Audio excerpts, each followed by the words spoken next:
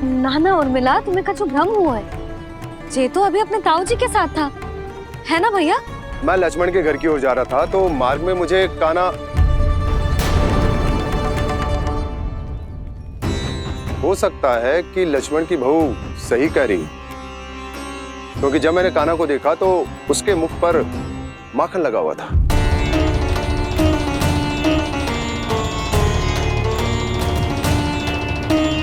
कान्हा, मैया चोरी तो तब होती है ना जब हम किसी को बिना बताए उसके यहाँ से कछु खा ले, है ना? पर इनके यहाँ तो द्वार खुला था, मटकी खुली थी और इस फेम भी तो सामने बैठी थी। कान्हा, तूने काकी से अनुमति ली थी? मुझे लगा कि इन्होंने बुलाया है मुझे।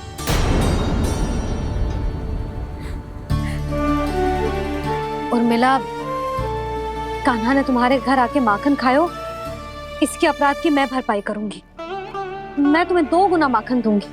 ये सत्य है, मैंने स्वयं ही इच्छा की थी इसे माखन खिलाने की, पर बात माखन की ना है जीजी। तो फिर क्या बात है? इसने मेरी माला।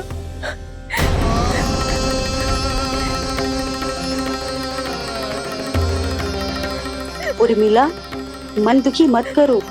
मैया, मैंने माला जानबूझ के ना तोड़ी। इसने वो ही माला तोड़ दी जीजी जो मेरे पति के प्रेम का प्रतीक थी। आपने ही कही थी ना जीजी, यदि कोई कष्ट हो तो यहाँ आ जाना, मुझे अपनी बड़ी जीजी ही समझना। आपने ही कहा था ना जीजी, यदि कोई परेशान करे तो आपसे बुरा कोई ना होगा।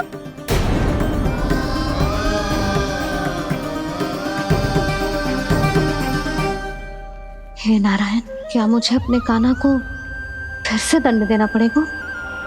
मैया, यदि नहीं काकी की यही इच्छा है तो आप मुझे फिर से दंड दे दो।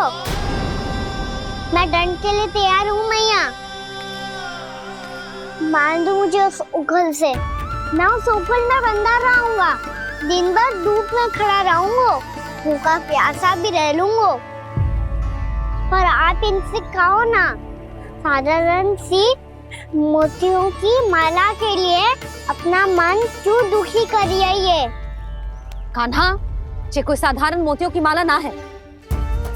वैसे तो तेरी जो मुरली भी साधारण है ना, इसे कोई छीन ले तो तुझे कैसा लगेगा? बहुत बुरा लगेगा। बस ऐसे ही काकी को भी बुरा लगो ना। उनके लिए जो प्रेम का प्रतीक थी ना, मूल्य वस्तु की ना होती कान्हा, भावनाओं की होती है। काकी की भावना जुड़ी थी ना।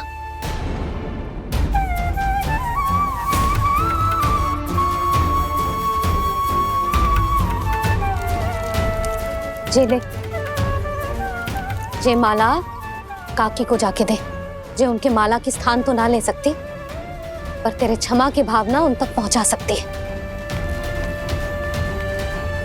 मुझे क्षमा कर दो नहीं काकी, और ये भेंट स्वीकार करो।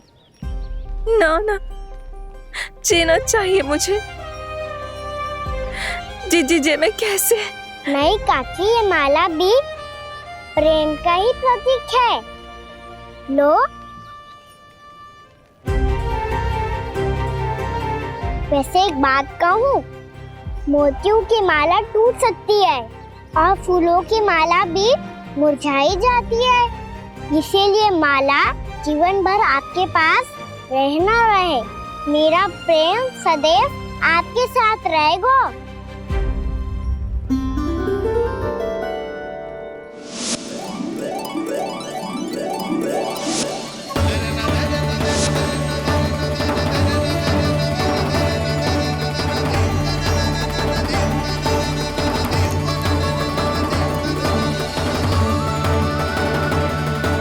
इन्हें आए एक दिन भी ना हो और आते ही कान्हा के हाथ से उपहार मिल गो।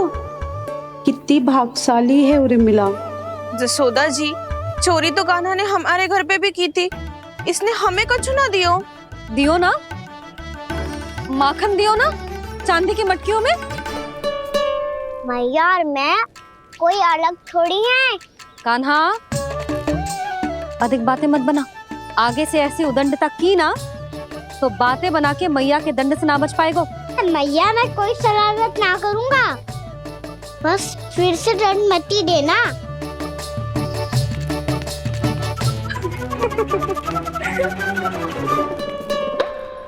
कान्हा की ओर से मैं क्षमा मांगती हूँ तुमसे। कछु कहने की आवश्यकता ना है जीजी, जो हुआ अच्छे के लिए हुआ। आज की इस घटना से मुझे बहुत बड़ी सीख मिली है। प्रेम को वस्तु के साथ ना जोड़ना चाहिए, क्योंकि वस्तु तो रहे ना रहे, पर अपनों का प्रेम वो तो सदैव अपने साथ ही रहता है। ये मैं ना रख पाऊंगी। अरे ना ना, ये तो तुम्हें रखनी पड़ेगी, कान्हा ने दियो है। नारायण नारायण।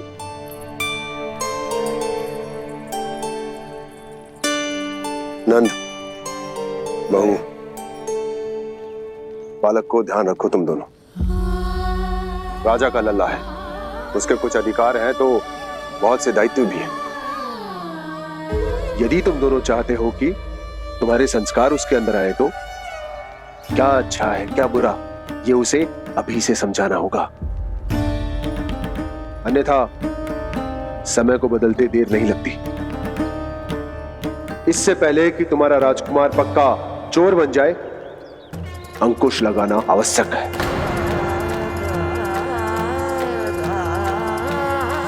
बाकी तो तुम दोनों समझदार हो।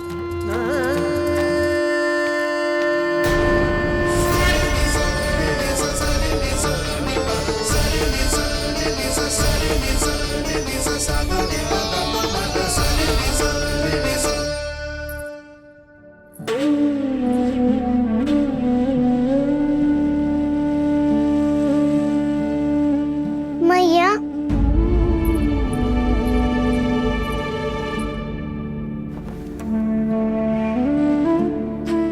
मैया मेरी बात सुनो ना। बाबा तुझे पता है लल्ला, तेरी मैया तुझसे कितना प्रेम करती है, तो तू ही बता। जो तुझ पर सारा संसार निछावर करती है, यदि उसके सामने कोई आकर तेरे बारे में बुरा कहेगो, तेरी कमियां निकालेगो, कुछ भी करेगो, कैसा लगेगा उसे?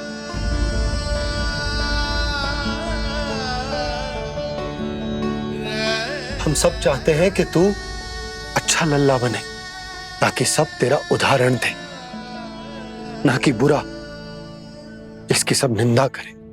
पर बाबा मैं तो बात हर अच्छे वाले कार्य करता हूँ। हाँ, कर तो है ना अच्छे कार्य, तू कर तो है अच्छे कार्य, पर 100 अच्छे कार्य करने के बाद यदि जाने अनजाने में एक बुरा कार्य भी कर देगो ना, ये समाज उस बुरे कार्य को ही स्मरण रखेगो। भलाई क्षण भर में भुला दी जाती है लल्ला, और बुराई वो सदैव स्मृति में बनी रहती। यही इस समाज की रीत है। मुझे क्षमा कर दो बाबा। लल्ला, तुझे पता है जब तू भूल करतो है तो सबसे पहली उंगली तेरी मैया के लालन पालन पर उठती। ये सारे गांव वाले, सारे गोप गोपियां, सारा समाज सभी तेरी मैया को दोष देते कि उसने तुझे अच्छी शिक्षा ना दी। तो यदि तुझे क्षमा मांगनी है ना, मुझसे ना, तेरी मैया से मांग। पर बाबा मैया मानेगी?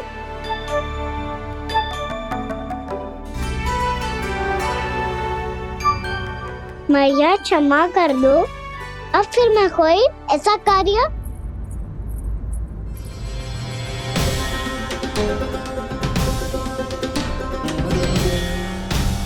बैठो ना जीजी, बैठो। आजा लल्ला, बैठ। जे देख, तेरे लिए लड्डू बनाए हैं, पर पहले तुझे माखन चख के देख कैसे बनो।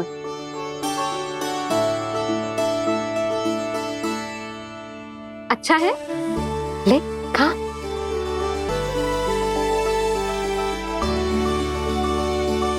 कितना अच्छा बालक है तू, सदैव ऐसे ही रहना, किसी की संगति में आके बिगड़ मत जाइयो, समझ आई? मुझसे बात मत ही करो, बस सारा प्रेम दाव पे लौटा दो। हाँ नहीं तो सुन, नारियल के लड्डू खाएगा? मैं अभी लेके आती हूँ।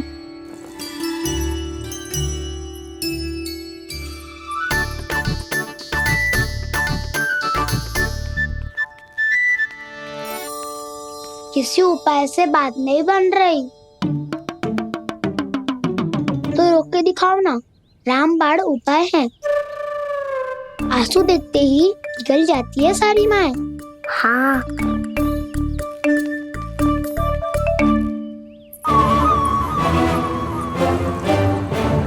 ये देख, ये ले।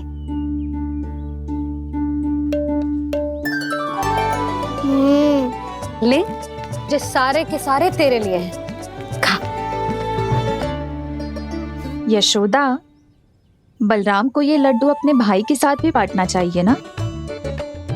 कान्हा को भी तो कितने प्रिय है ये लड्डू। ना जीजी, इसे तो केवल दूसरों का माखन प्रिय है।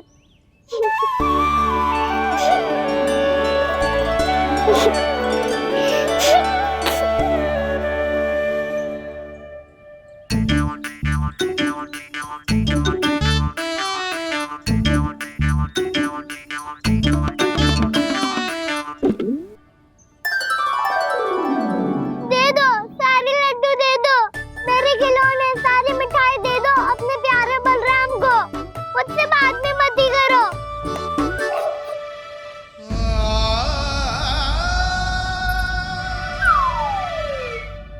ऐसी भोली सूरत बना तो है कि दंड देने की शपथ भी ली हो तो स्वयं पर ही लज्जा आ जाए। अब मान भी जाओ यशोदा, बालक ही तो है। छे बालक ना है, जे तो छलिया है। अपनी बात मनवाने के लिए अनेकों उपाय करतो है जे, और फिर पूरे गांव में बताता फिरतो है कि मैया को मनाना कितना सरल है। पर अब मैं इसके मन का ना होने दूंगी।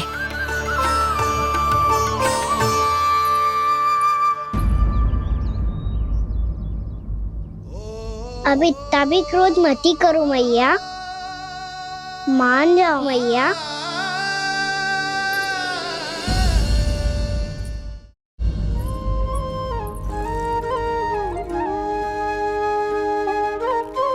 छोटा सा मैं बालक मैया, नैना छोटे छोटे से, कैसे तुमको भा रहे इनमें आंसू मोटे मोटे से। कर दो क्षमा त्रुटि को मेरी, भूल भी जाओ ना, मान भी जाओ ना मैया, आप मान भी जाओ ना। अपने प्यारे कान्हा को अब हृदय से लगाओ ना। सुनो मैया, तुम्हारा कन्हैया सच में भोला भाला है। जानती हो सब तुमने अपने आंचल में मुझे पाला है। ममता दी है, प्रेम दिया है, अच्छे अच्छे से संस्कार दिए। बदले में मैंने तुमको बस केवल कष्ट ही कष्ट दिए।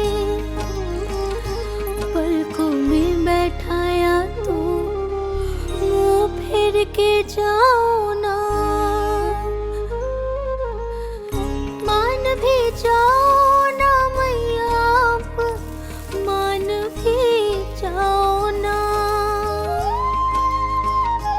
अपने प्यारे कान्हा को अब हृदय से लगाओ ना। अपने प्यारे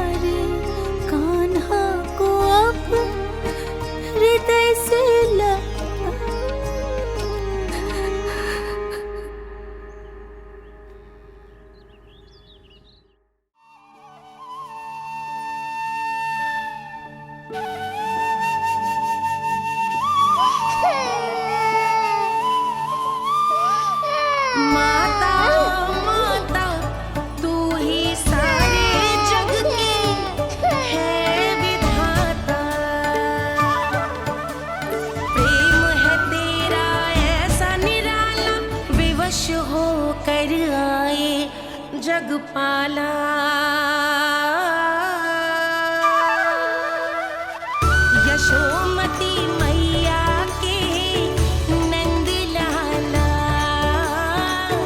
यशोमती मैया के नंद लाला, यशोमती मैया के नंद लाला, यशोमती मैया के नंद लाला। लल्ला, मैंने हृदय से लगायो है, इसका अर्थ ये ना है कि मैं मान गई हूँ और सब भूल गई हूँ। मैं तो क्षमा मांग रहा हूँ ना मैया। ना कान्हा, भूल हो जाने पर केवल क्षमा मांगना पर्याप्त ना है। सबसे पहले तुझे ये स्वीकार करना पड़ेगा कि तुझसे भूल हुई। फिर तेरे मन में क्षमा भाव होने चाहिए। तुझे ये आभास होना चाहिए कि जो हुआ वो अनुचित है। फिर तुझे अपनी भूल से सीख लेनी चाहिए कान्हा। और चौथी बात, अविलंब अपनी भूल सुधारने का प्रयास करना चाहिए। और यदि भूल सुधारने की संभावना ना हो तो कछु ऐसा करना चाहिए कि भूल का प्रभाव कम से कम हो जाए। और फिर अंत में तुझे वचन देना चाहिए कि फिर से तू वो भूल कभी ना दोहराएगा। मैं समझ गई मैया।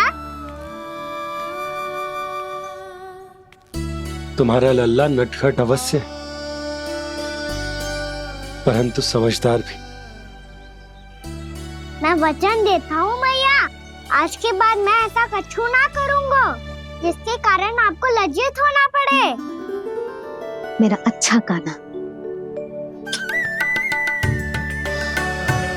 अब जा विश्राम कर, जा।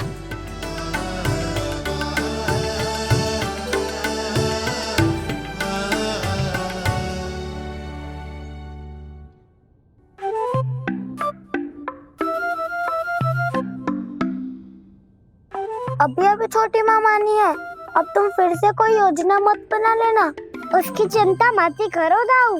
आप तो शीघ्रता से वो समझाओ जो मैया अभी कह रही थी भूल के बारे में। क्या नहीं करना है? तो क्या तुम्हें छोटी माँ की बात समझ में नहीं आई?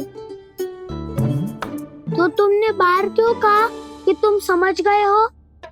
क्योंकि दाऊ मैया को यदि पता चल गया था कि साधारण सी बात मुझे समझ में ना आ रही है तो उन्हें और क्रोध आया। तो आपको तो समझ में आई थी ना, आप तो समझा दो।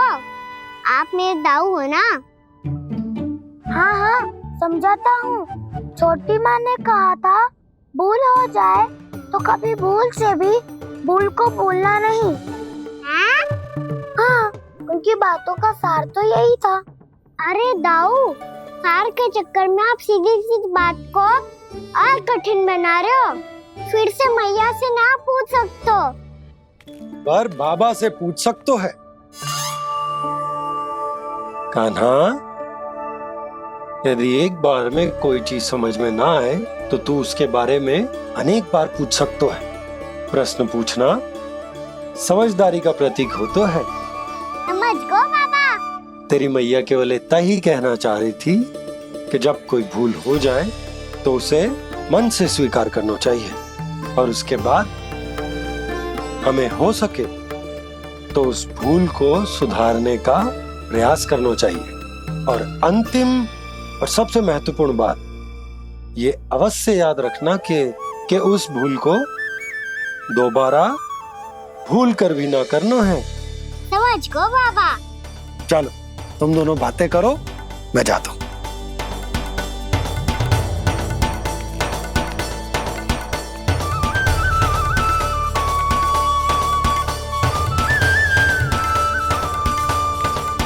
अब सच्ची में समझ गए कान्हा? क्या मैं समझाऊं? नाना दाऊ, आप तो रहने ही दो। तो बताओ, अब तुमने जो हानि की है उसे सुधारने के लिए अब क्या करोगे तुम? एक उपाय है, पर मुझे उसके लिए सहायता की आवश्यकता पड़ेगी। किसकी सहायता? उन्हीं की जिनके पास उपहारों का भंडार है। उपहार भंडार कान्हा,